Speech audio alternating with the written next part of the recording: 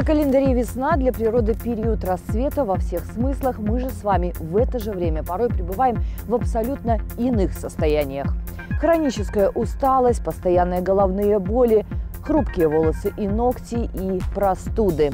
И это далеко не полный список классической нехватки витаминов. По-научному, кстати, называется гиповитаминоз, а не, как привыкли многие, авитаминоз. В том числе и с понятиями разберемся сегодня в программе. Это «Наукомания». Меня зовут Екатерина Березская. Здравствуйте и смотрите в ближайшие полчаса. Онкология, диабет, инсульт. К чему приводит окислительный стресс и при чем здесь дефицит витаминов? Идеальная совместимость и стопроцентная усвояемость. Какие витаминные комплексы производят на фармпредприятии Академии наук? Сухая кожа, хрупкие ногти, хроническая усталость, когда организм сам говорит о гиповитаминозе. Едят картофель и свинину каждый день и живут 100 лет. В чем секрет белорусских долгожителей? Еще в XIX веке люди и близко не догадывались о том, что пища содержит витамины. В то время ученые считали, что белков, жиров, углеводов, солей и воды вполне достаточно для нормальной работы организма. Однако люди все равно при нормальном рационе сталкивались с массой недугов. Первым, кто вычислил наличие в продуктах питания незаменимых, неизвестных до сих пор компонентов, был русский врач-биохимик Николай Лунин. Он в 1880 году провел опыт на мышах. Одну группу кормил искусственным молоком, оно состояло лишь из белка казеина, а вторую – натуральным. В итоге мыши из первой группы погибли быстрее. Исходя из этого, Лунин сделал вывод: кроме белков, жиров и углеводов, в еде содержится какой-то еще очень важный компонент. Однако научный мир всерьез опыты Лунина не принял. И лишь в 1911 году польский биохимик Казимир Функ с помощью химического анализа из рисовых отрубей выделил кристаллическое соединение, которое сейчас называется витамином В1. Именно Функ ввел такие понятия, как авитаминоз и гиповитаминоз. Сейчас под гиповитаминозом подразумевают болезненное состояние, которое возникает при недостатке витаминов. Происходит это, когда полезных веществ организм расходует больше, чем поступает. Хронический гиповитаминоз приводит к авитаминозу, полному отсутствию витаминов. Весна, плохо себя чувствую, наверное, авитаминоз. Эту фразу мы слышим довольно часто, но даже представить себе не можем, какие процессы, возможно, запускаются в нашем организме из-за нехватки витаминов. А вот врачи знают точно. Елена, здравствуйте. Здравствуйте.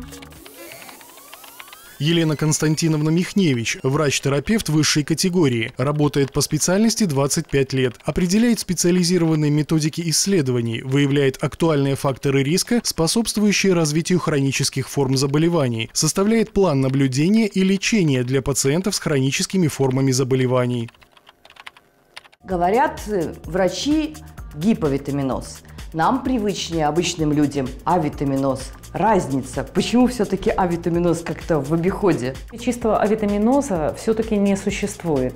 Он возможен в некоторых ситуациях, но одна из них, если бы мы жили на Крайнем Севере, кушали один мох ягель, тогда может быть. Также авитаминоз может встречаться при серьезных заболеваниях. Это онкологические заболевания, это заболевания, связанные с глубоким нарушением эндокринной системы, заболевания крови.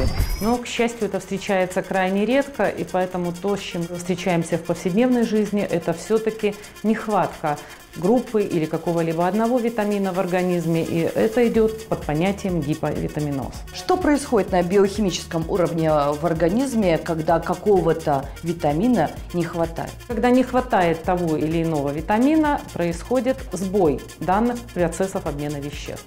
Ну вот, к примеру, кровоточивость десен, частые простудные заболевания, ломкость волос. Можем говорить о недостатке витамина С. Недостаток витамина В9 – это в основном ломкость ногтей и выпадение волос. Витамин В2 – это заеды в уголках рта, сухость губ, кожных покровов. Витамины В6 – это неврология, это невралгии, боли в мышцах, усталость, апатия. Витамины В12. Если у нас не хватает, он не усваивается в желудке, мы видим анемию, то есть это слабость, апатия, сонливость, снижения гемоглобина. То есть организм нам дает сигнал. Говорит, его надо чуть-чуть пытаться слышать, но он что-то пытается рассказать. Хорошо, все ли люди подвержены гиповитаминозу? Может быть, есть те, у которых все всегда в порядке, и от чего это может зависеть? Ну, например, как многие говорят, может быть, иммунитет слабый. Не совсем иммунитет. В принципе, любой человек на определенном этапе жизни может быть подвержен этому состоянию. Но если брать, кто же больше подвержен этому, это, конечно, группа часто длительно болеющих. Почему? Потому что идет расход. Человек болеет, значит, организму требуется больше каких-то обменных процессов, в котором участвуют витамины. То есть расход их больше, значит, в депо их остается меньше. И люди с хроническими заболеваниями. Заболевания желудка, атрофические гастриты, значит, не усваивается витамин В12, мы видим его недостаток. Витамин D, он в основном, конечно, витамин солнечный. Это то, что вырабатывается в коже под действием ультрафиолета. Но, тем не менее, заболевания остеопорозы, заболевания, связанные с костно-мышечной системой, расход больше, недостаток налицо.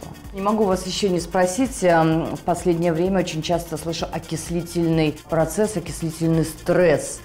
Вот расскажите, что это такое? Что такое окислительный стресс? Это когда образуются свободные радикалы. Мы получаем разрушение клеточных мембран. И это приводит к поломке клеток и как целого организма. На борьбу выходят антиоксиданты, которые нейтрализуют эти свободные радикалы, которые, к сожалению, могут привести к старению, к онкологии, инсульту, диабету. Очень много заболеваний, которые связаны с именно оксидантным стрессом. То есть, если купить в аптеке оксиданты? Ну да, но, наверное, не так все просто. Помимо того, что мы можем купить антиоксиданты, они помогут нашему организму. Но все-таки, если у нас будет все равно присутствовать стресс, мы никак с этим ничего не будем делать, ненормированный образ жизни, отсутствие питательных веществ, наверное, все синтетическими антиоксидантами мы не сможем восполнить. Я знаю, что ученые из Института биоорганической химии Академии наук создали универсальный индикатор оксидантового потенциала. Как родилась идея и почему? Давайте посмотрим в сюжете. Молекулярные акулы ученые называют свободные радикалы – кислород, который теряет один электрон под воздействием солнечного света. Попадая в организм, он стремится вернуть себе электрон, отбирая у других клеток. Это запускает цепную реакцию. Каждая поврежденная клетка старается восполнить недостаток за счет соседа. В результате разрушаются основные биоструктуры, которые есть в клетке. Это ДНК, это липиды, это белки и другие структуры. В итоге что получается? В итоге разрушается клетка. А массированная такая гибель клетки в результате действия этих свободных радикалов есть окислительный стресс. Организм борется с недружелюбными захватчиками, и для этого ему необходимы антиоксиданты. Фермент, расщепляющий фосфолипиды, фосфолипаза А2, тоже является хорошим антиоксидантом. Но ранее ни у кого не получалось использовать его в таком качестве. У наших ученых получилось. Дело в том, что активность данного фермента она должна быть в норме. В том случае, если развивается патологическое состояние, то активность данного фермента повышается, и уже на основании данных о степени повышения данной активности мы можем говорить об степени запущенности заболевания и какую сферу организма данное заболевание затронуло. Ученые утверждают, они фактически создали каскадный биореактор на основе фосфолипазы А2 и гемоглобина. Именно этот, казалось бы, самый изученный за 150 лет белок помогает распознать болезни. При взаимодействии окисленных жирных кислот, которые с помощью фермента и отщепляются от фосфолипидов, с гемоглобином увеличивается интенсивность дифференциального спектра у белка. И по нему можно судить, насколько активное окисление происходит в организме в данный момент. Но в результате мы добились такой чувствительности, которая сопоставима с чувствительностью иммуноферментного, самого чувствительного на данный момент метода. И при этом он гораздо дешевле.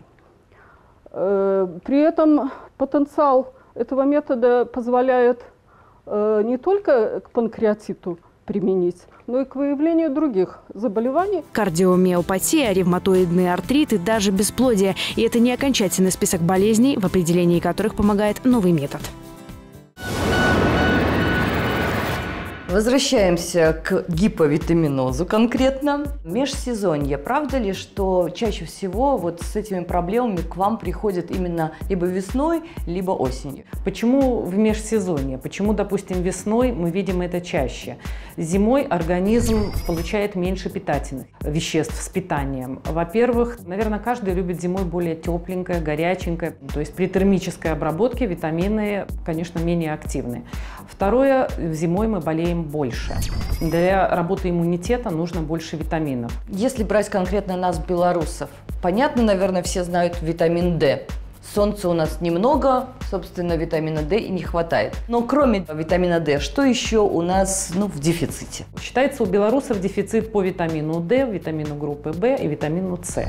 И, конечно, нельзя не упомянуть, пусть это не относится к группе чисто витаминов, недостаток йода, недостаток железа, селена.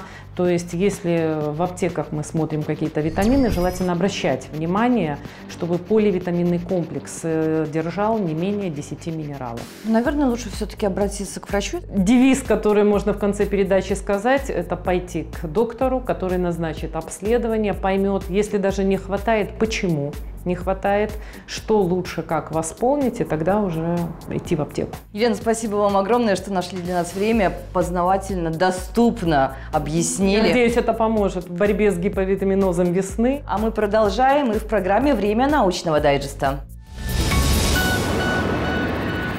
Полиневрит, раньше эту болезнь называли бери-бери, вызывает дефицит витамина В1, тиамина. Этот недуг характеризуется потерей веса, слабостью, повреждением головного мозга, аритмией, сердечной недостаточностью и в конечном итоге может привести к летальному исходу. Долгое время медики не могли понять, почему эта болезнь больше характерна для богатых людей, хотя они употребляют свежую, качественную пищу, а среди бедняков полиневритом почти никто не болел. Оказалось, что состоятельные люди употребляли хорошо промытый, отшлифованный рис, в то время как низший класс ел рис с шелухой, которая и содержит большое количество витамина В1. Еще одно серьезное заболевание, вызванное дефицитом витамина, на этот раз В3 – пелагра. При ней появляются такие симптомы, как дерматит, диарея и слабоумие. Витамин В3 в большом количестве содержится в лайме. Издавна сок этого фрукта коренные американцы добавляли в кукурузную кашу. Когда же Америку стали заселять европейцы, они исключили из каши сок, им не нравился вкус лайма. После изменения этого рецепта пелагра стала стремительно распространяться. Об этой болезни писали еще древние египтяне. Не позволяла видеть в темноте людям куриная слепота. Жители Древнего Египта вычислили, что этот недуг отступает, когда больной потребляет больше печени. Сейчас уже известно, этот продукт помогает, потому что очень богат витамином А. Это «Наукомания», смотрите далее. Идеальная совместимость и стопроцентная усвояемость, какие витаминные комплексы производят на фармпредприятии Академии наук. Едят картофель и свинину каждый день и живут 100 лет. В чем секрет белорусских долгожителей? Это «Наукомания». Говорим сегодня о гиповитаминозе. И прямо сейчас попытаемся понять, можно ли восполнить нехватку той или иной группы витаминов в организме, не заходя в аптеку. Лена Михайловна, здравствуйте. Здравствуйте.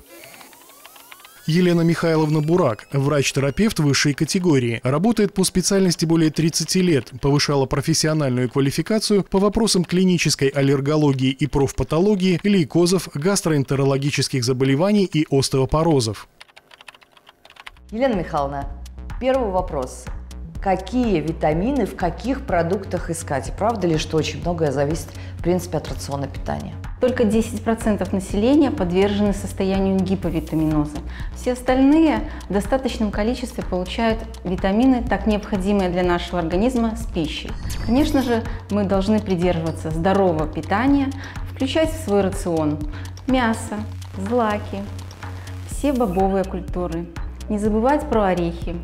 Ну и, конечно же, самая большая часть витаминов в нашем организме попадает с овощами и фруктами. Их мы должны есть ежедневно в достаточных количествах. Назовем их, я их назову так, естественные витамины, да, то, что вот в тех же овощах, фруктах, они между собой как-то дружат или не дружат? Говорят о том, что витамин А, например, усваивается только с жирами. Известны такие состояния, когда, в общем-то, мы не рекомендуем употреблять одни витамины вместе с другими, для того, чтобы не нарушать процессы всасывания, правильного всасывания и достаточного всасывания. Это касается витаминов жирорастворимых D и E, они являются антагонистами. Это касается витаминов В1 и В2, которые один и другой ухудшают всасывание друг друга. Это касается витамина В1 и витамина В12, которые могут усугублять и развивать большие аллергические реакции в организме. А и Е. Но, в общем-то, все-таки мы же понимаем, что мы не можем дробить наше питание на какие-то конкретные продукты и витамины. Мы потребляем все в комплексе, и организм сам уже настраивается на то, как ему правильно и в полной мере усвоить те или иные витамины. Все-таки, если есть недостаток какой-то группы витаминов в организме, поможет ли вот только питание? В общем-то, при рациональном правильном питании суточные нормы мы стараемся потребить. И они не такие большие. То есть это одно яблоко, один цитрусовый фрукт, 100 грамм зелени или там 50-70 грамм каких-то бобовых или злаков или орехов. И этого достаточно. Другой вопрос в том, что мы не всегда имеем возможность это есть каждый день. Обычный рацион питания достаточен для обычных людей, здоровых людей, но при регулярном недостатке потребления, конечно же, развиваются процессы гиповитаминоза и даже авитаминоза. Я предлагаю нам с вами на несколько минут прерваться. Давайте посмотрим сюжет с предприятия и увидим, как делают, как производят витамины.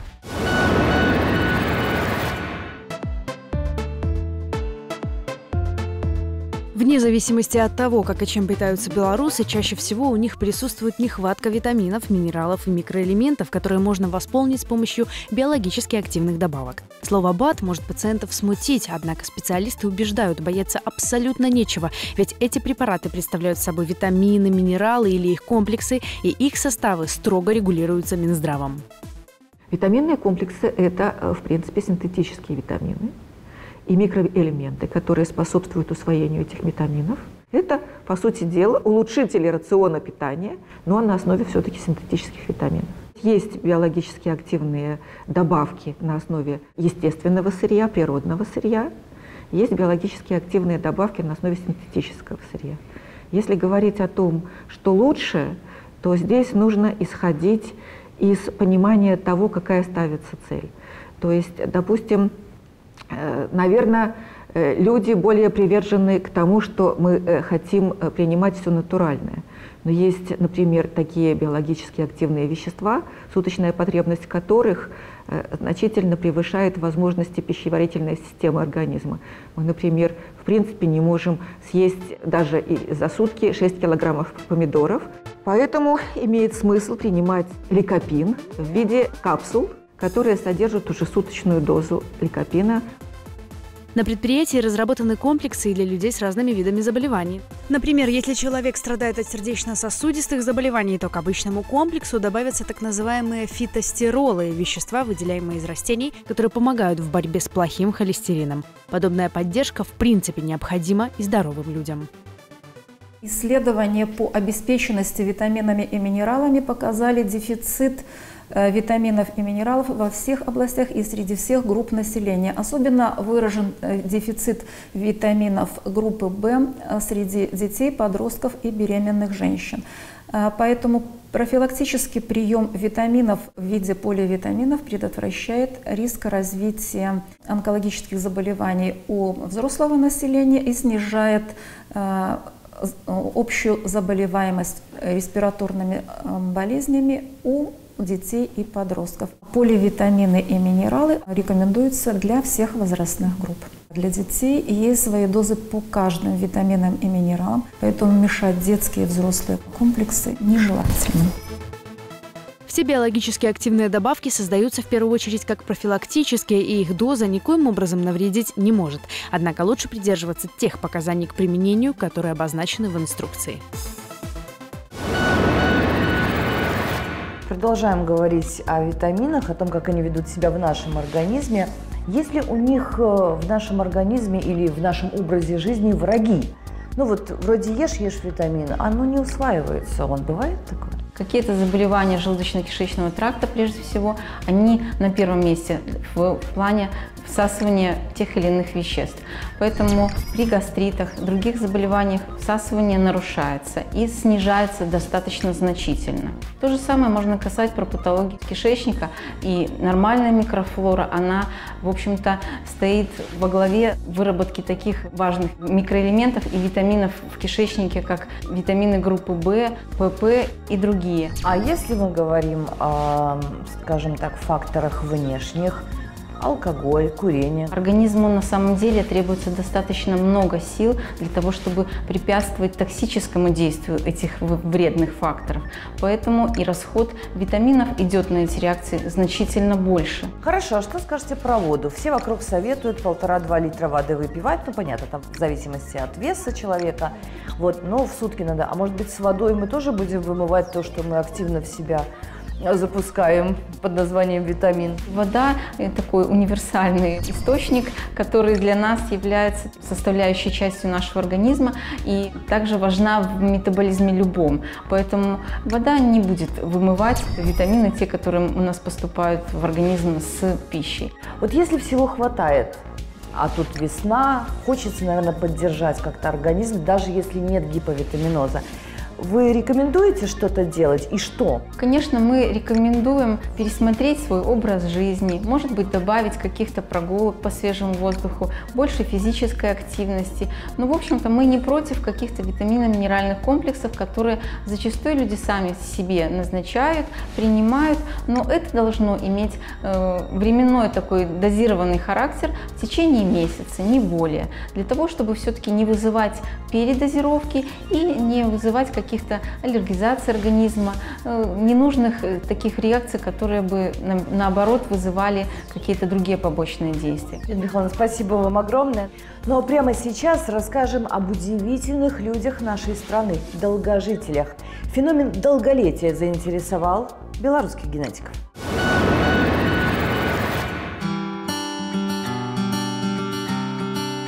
Для того, чтобы жить долго и здорово, не нужно придерживаться популярных заморских диет. Как утверждают генетики, наш рацион вполне подходит, стоит лишь знать меру. Ведь образ жизни и питание – это почти 70% успеха долгожителя. Остальные 30% – это наши гены, и, увы, пока они ученым не подвластны. Есть две группы генов, отвечающих за длительность жизни человека. Вот. Это так называемые гены биологических часов, которые определяют эффективность работы всей системы генов. И гены узкого места, скажем так, поскольку организм человека стареет неравномерно. Это такая мозаика своего рода. Один орган стареет быстрее, другой медленнее. И жизнь человека будет определяться именно вот этим узким местом, слабым звеном. Прежде всего, мы хотим сами понять, с чем связана длительность жизни белорусов, с какими генами, какие гены на эти процессы влияют главным образом. Мы надеемся, что мы внесем определенную лепту в понимание этого процесса и в то же время сумеем помочь нашему населению жить долго. Во всяком случае, дадим рекомендации по этому поводу. Конечно же, у нас есть планы расширить эти исследования в области так называемой нутригеномики. Геномика – это молекулярная генетика. Геномики питания, потому что, в общем, длительность жизни взаимосвязана. Скажем, если мы потребляем много высококалорийной пищи, жирной пищи, то это, конечно, не способствует долголетию.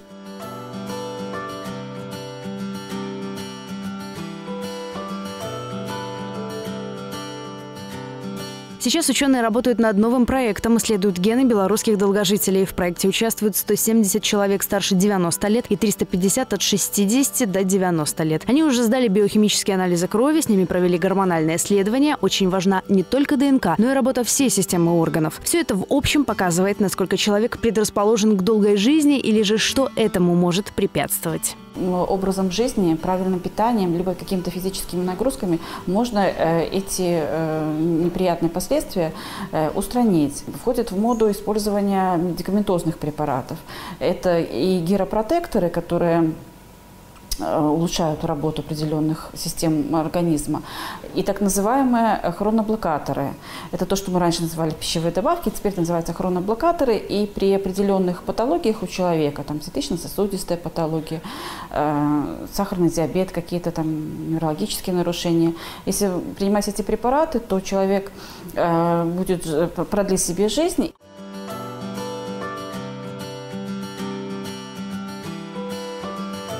Уже сегодня известно, что наши долгожители едят картофель, мясо, все, что можно легко получать на своей территории круглый год, а также занимаются физическим трудом. Все они активны и имеют трезвый ум. Исследования еще продолжаются. Возможно, вскоре генетики и будут знать полную и точную формулу долгой и счастливой жизни. Это была «Наукомания». Выясняли сегодня, как восполнить недостаток витаминов в нашем организме весной. Надеюсь, вам было интересно. Берегите себя и смотрите нас на телеканале «Беларусь-3» и спутниковом «Беларусь-24».